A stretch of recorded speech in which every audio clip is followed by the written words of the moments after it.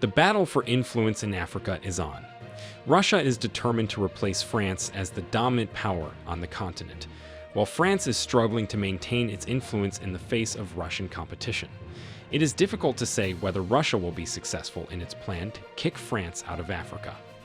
However, Russia has several advantages over France, and it is making significant progress in expanding its influence on the continent.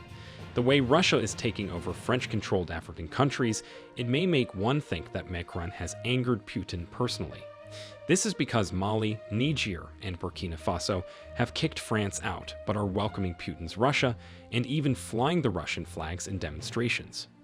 The Wagner Group, a strong private military organization, has emerged as one of Russia's most powerful foreign policy tools in recent years.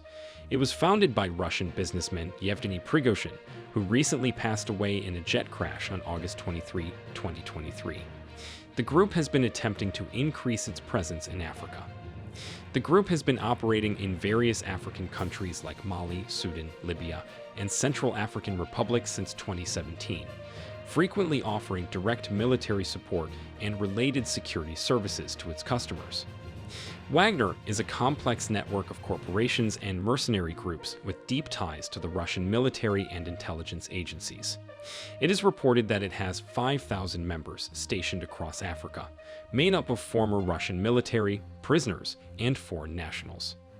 Their services vary based on the needs of their clients, which include rebel groups and regimes, and their funding ranges from direct payment to resource concessions. Approximately 1,000 Wagner troops entered CAR in 2018 to defend President Faustin Archange Touadéra's administration amid rebel attacks on the capital, Bangui. Wagner's subsidiary obtained unfettered logging rights as well as management of the profitable Ndasama gold mine in exchange. Wagner Group forces also deployed to Mozambique in 2019 to assist in the fight against the self-proclaimed Islamic State in the northern Cabo Delgado province. The group, however, was unable to control the insurrection and withdrew from the area after a few months. The group has continued to expand its foothold in the Sahel. There are rumors that this group is working with Chadian rebels to oust the country's transitional president, and some analysts predict that Burkina Faso could soon hire Wagner to help counter a growing jihadi insurgency after France withdrew its troops from the country earlier this year. Since 2006, Putin has worked to restore Russia's influence and involvement in Africa, which had been substantially weakened following the collapse of the Soviet Union in 1991. Moscow signed 19 military cooperative agreements with African states between 2015 and 2019. The partnership has mostly concentrated on weapons sales. Russia is now Africa's #1 arms dealer. Vladimir Putin said at the Russia-Africa Summit, which was held on July 27, 2023, that it was urgent to fight Western neo-colonialism.